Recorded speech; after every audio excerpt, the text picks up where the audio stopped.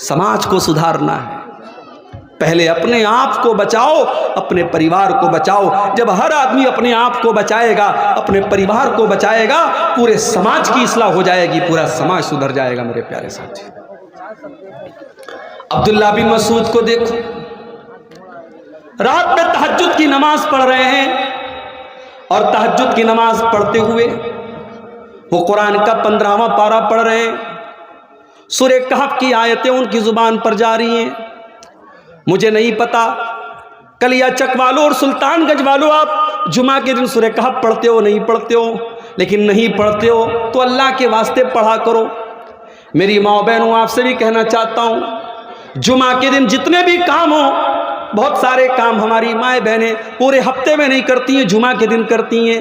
Washing machine لگا لیتی ہیں، پورے ہفتے کا کپڑا وہ جمعہ کو دھوتی ہیں۔ میں مانتا ہوں آپ کو جمعہ کے دن زیادہ کام ہوتا ہے، مگر جمعہ کے دن فجر کی نماز سے لے کر کے مغرب کی اذان کے پہلے کا جو ٹائم ہے، اس ٹائم کے دوران 15 منٹ کا اور 20 منٹ کا ٹائم نکال لو اور سورہ کہف پڑھ لیا کرو۔ اللہ کے نبی فرماتے ہیں، جس نے جمعہ کے دن سورہ کہف پڑھ لی، اگلے جمعہ تک اللہ تعالیٰ اس کو روشنی عطا فرمائے گا، اس کو نور عطا فرمائے گا، اور جب اللہ کا نور ہمیں مل جائے گا تو ایک ہفتے تک ہم اس کی برکت کو محسوس کریں گے میرے پیارے ساتھیوں۔ اس لیے ضرور 15 سے 20 منٹ کا ٹائم لگتا ہے، آپ وقت نکال کر کے سورہ کہف کی تلاوت ضرور کر لیا کرو۔ میری مائیں بہنیں آپ بھی کر لیں، میرے بھائیوں آپ بھی کر لیا کریں۔ کل جمعہ کا دن ہے، آپ یہ کام ضرور کریں۔ عبداللہ بن مسعود تہجد کی نماز پڑھ رہے ہیں، تہجد کی نماز کے دوران سورہ کہف کی تلاوت کر رہے ہیں، اور سورہ کہف پڑھتے ہوئے عبداللہ بن مسعود قرآن کی اس آیت کے اوپر پہنچتے ہیں۔ اللہ فرماتا ہے کہ جب حضرت موسیٰ اور حضرت خضر علیہ السلام، جب ان دونوں کا گزر ایک گاؤں کے پاس سے ہوا، جب یہ دونوں ایک گاؤں سے گزرنے لگے، اللہ فرماتا ہے فَأَبَوْا أَن يُضَيِّفُوهُمَا فَوَجَدَا فِيهَا جِدَارًا يُرِيدُ أَن يَنقَضَّ فَأَقَامَهُ۔ جب حضرت موسیٰ اور حضرت خضر اس گاؤں میں گئے تو انہوں نے کھانا مانگا، بھوکے تھے، پیاسے تھے، انہوں نے کھانا مانگا۔ گاؤں والے بڑے کنجوس مکھی چوس تھے، انہوں نے کھانا دینے سے انکار کر دیا۔ گاؤں والے بخیل تھے، کنجوس تھے، انہوں نے اس دور کے 2 نبیوں کو کھانا نہیں کھلایا۔ حضرت موسیٰ کو بڑا غصہ آیا، یہ دونوں تھکے ہارے تھے، ایک جگہ بیٹھ گئے۔ حضرت موسیٰ نے دیکھا، حضرت خضر نے دیکھا کہ ایک مکان کی دیوار ٹیڑھی اور گرنے والی ہے۔ حضرت خضر کھڑے ہوئے اور انہوں نے کھڑے ہو کر کے اس دیوار کو سیدھا کر دیا۔ حضرت موسیٰ نے کہا لَوْ شِئْتَ لَاتَّخَذْتَ عَلَيْهِ أَجْرًا، اے خضر آپ کو یہ دیوار فری میں نہیں ٹھیک کرنی چاہیے تھی، ان کنجوس لوگوں نے ہمیں ایک ٹائم کا کھانا بھی نہیں کھلایا۔ اے خضر اگر آپ کو دیوار ٹھیک کرنا ہی تھا تو اس کی کوئی اجرت لے لیتے، کچھ پیسہ لے لیتے، آپ کو فری میں یہ کام نہیں کرنا چاہیے تھا۔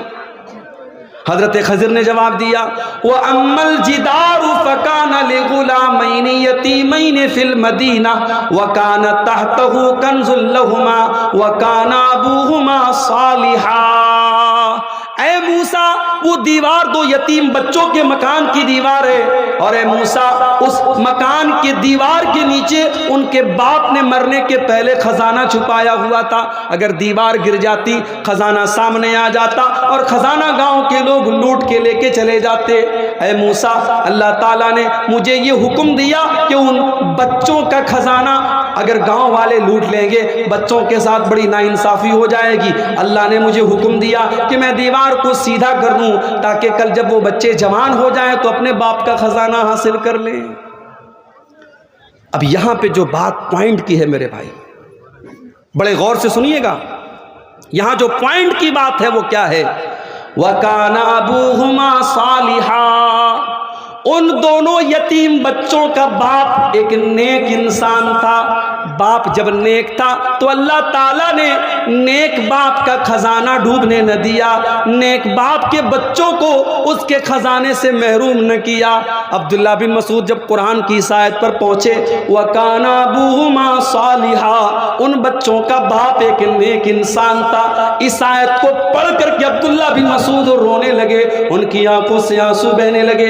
جب انہوں نے سلام پھیرا، ان کا چھوٹا بچہ سو رہا تھا۔ عبداللہ بن مسعود نے اپنے بچے کی طرف اشارہ کر کے فرمایا، من اجلک یا بنیا، اے میرے بچے، تیرا باپ رات میں تہجد پڑھ رہا ہے، تیرا باپ رات میں اللہ کی بارگاہ میں آنسو بہا رہا ہے۔ اے میرے بچے، تیرا باپ تیرے لیے یہ سارا کام کر رہا ہے، یہ کام، یہ راتوں میں اٹھ کر کے عبادت کرنے کا کام تیرا باپ تیرے لیے کر رہا ہے کہ کل تو سکھی رہے، کل تو اللہ کے یہاں بھی نجات پا جائے اور دنیا میں بھی تو چین سے رہے۔ اے میرے بچے، تیرا باپ اس لیے یہ کام کر رہا ہے۔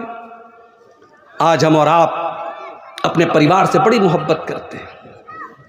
مجھے تیسری بچی پیدا ہوئی، مدرسے میں پڑھا رہا تھا، LIC والا آیا، اس کو کسی نے بتا دیا تھا مولانا کو تیسری بیٹی ہوئی ہے۔ آیا میرے پاس، مولوی صاحب تیسری بیٹی ہوئی ہے۔ میں نے کہا، اب کہنے لگا، بیچارہ بڑا افسوس ظاہر کرنے لگا، ارے مولوی صاحب تیسری بیٹی ہو گئی۔ ابھی میں یہاں آیا، آپ کے گاؤں میں ایک صاحب کے یہاں کھانا کھایا، میں نے ان سے پوچھا آپ کے بچے کتنے؟ انہوں نے کہا 3 بیٹے ہیں۔ کہنے لگے، مولوی صاحب ایک بیٹی بھی ہو جاتی تو کتنا اچھا ہوتا۔ بڑا اچھا لگا مجھے یہ سن کر۔ بیٹی نہیں ہے تو آدمی تمنا کر رہا ہے، آرزو کر رہا ہے، ورنہ آج حالات تو یہ ہے جس کو 3 بیٹی ہو گئی لوگ بیچارے ترس کھاتے ہیں، ارے یہ تو 3 بیٹیوں کا باپ ہے۔ کوئی ترس کھانے کی ضرورت نہیں ہے میرے بھائی۔ بیٹی کوئی بوجھ نہیں ہے، بیٹی کوئی عذاب نہیں ہے، بیٹی کوئی کلنک نہیں ہے۔ اگر 3 بیٹیاں ہیں تو انشاءاللہ وہ 3 بہترین مقدر لے کر کے آتی ہیں اپنے باپ کے لیے، وہ اپنے باپ کی قسمت کو جگانے کے لیے آتی ہیں۔ اور اللہ کے نبی کی حدیث ہے، جس کی 3 بیٹیاں ہوں یا 3 بہنیں ہوں اور ان کو اچھی تعلیم دے، اچھی تربیت دے، اچھی جگہ ان کی شادی کر دے، تو وہ 3 بیٹیاں یا 3 بہنیں اپنے باپ کے لیے یا اپنے بھائی کے لیے جہنم سے نجات کا ذریعہ بنے گی۔ اس لیے جس کو 2 بیٹیاں ہیں وہ یہ تمنا اور آرزو کرے کہ مجھے 3 بیٹیاں مل جائیں۔ LIC والا مجھے سمجھانے لگا، مولوی صاحب یہ پالیسی لے لیجیے، اتنے پیسے آپ ہر مہینے دیجئے، 20 سال کے بعد جب آپ کی بیٹی جوان ہو جائے گی، شادی کے ٹائم آپ کو بڑا خرچہ ہوگا اور لمبی چوڑی مہنگی شادی آپ کو کرنی پڑے گی، اس وقت آپ کو یہ پیسہ کام دے گا۔ میں نے کہا تم چلے جاؤ، مجھے ضرورت نہیں تمہاری پالیسی کی۔ آج اپنی اولاد کے لیے آدمی LIC کی پالیسی لے رہا ہے۔ کیوں لے رہا ہے میرے بھائی؟ چنتا ہے، فکر ہے اپنی اولاد کی۔ جس اولاد کے مستقبل کی اتنی فکر ہے، اگر واقعی میں فکر کرتے ہو اپنے بچوں کی اور اپنی اولاد کی میرے بھائیوں، تو اپنے آپ کو نیک بنا لو، اپنے آپ کو متقی بنا لو، اپنے آپ کو پرہیزگار بنا لو، اپنے دل میں اللہ کا ڈر پیدا کرو، اپنے آپ کو دیندار بنا لو۔ اللہ کی قسم، اس سے بڑا انویسٹمنٹ کوئی نہیں ہے، اس سے بڑا آپ کے اپنے بچوں کے بہتر فیوچر کے لیے، بہتر مستقبل کے لیے اس سے بڑا کوئی قدم نہیں ہے۔ اگر آپ نیک ہیں، اگر ہم نیک ہیں، ہمارے بچوں کے مستقبل کی حفاظت اللہ تعالیٰ کرے گا، جس طریقے سے ان 2 یتیم بچوں کے مال کی حفاظت اللہ تعالیٰ نے کی تھی۔ سماج کو سدھارنا ہے، پہلے ہم اپنے آپ کو سدھاریں۔ سب سے پہلا کام کیا کرنا ہے؟ اگر سماج کو سدھارنا ہے، ہمارے بدن میں ہلکی پھلکی سردی زکام اور بخار ہوتا ہے اور ساتھ میں ہم کو یہ پتہ لگ جائے کہ ہم کو کوئی بڑی بیماری ہو گئی ہے۔ ابھی تلڈانگا کے ایک بہت مشہور ہماری جماعت کے حاجی جہانگیر صاحب کے یہاں میں دوپہر میں ایک دن ان کی عیادت کرنے کے لیے گیا۔ مجھے پتہ لگا کئی دن سے وہ بیمار ہیں، ان کی عیادت کرنے کے لیے میں گیا، اور جب میں ان کے یہاں پہنچا انہوں نے کہا کہ مولانا صاحب ایک دن اپنے گھر میں چلتے چلتے میں گر گیا تھا، کمر کی ہڈی کریک ہو گئی، بستر پڑ گئے، کئی مہینوں بستر پڑے رہے۔ ظاہر ہے کہ اب ان کو اتنی بڑی بیماری ہو گئی، اب ان کو سردی زکام اگر ہوگا، وہ ڈاکٹر سے سردی زکام کے بارے میں ڈسکس نہیں کریں گے، وہ پہلے اپنی ہڈی کے بارے میں ڈسکس کریں گے، کیونکہ وہ بڑی بیماری ہے۔ بنارس میں ہمارے ایک رشتہ دار میں بالکل نوجوان لڑکا، 25-30 سال کا نوجوان لڑکا بالکل اچانک بیمار پڑتا ہے، ڈاکٹر کو دکھاتا ہے، چیک اپ کرایا جاتا ہے، ڈاکٹر کہتے ہیں اس کو TB ہو گیا ہے۔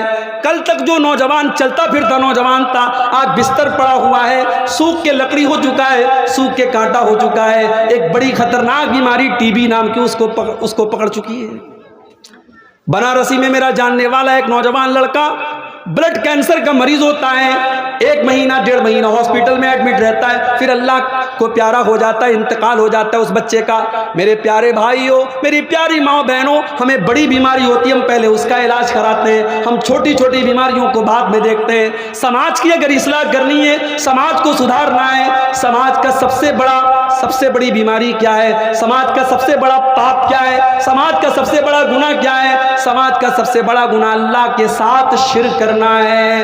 اس دھرتی کے اوپر اللہ کے ساتھ شرک کیا جائے، اللہ کو چھوڑ کر کے کسی اور کے آگے سجدہ کیا جائے، اللہ کو چھوڑ کر کے کسی اور سے مدد مانگی جائے، اللہ کو چھوڑ کر کے کسی اور کی بڑائی بیان کی جائے، اس سے بڑا پاپ کوئی نہیں، اس سے بڑا گناہ کوئی نہیں ہے۔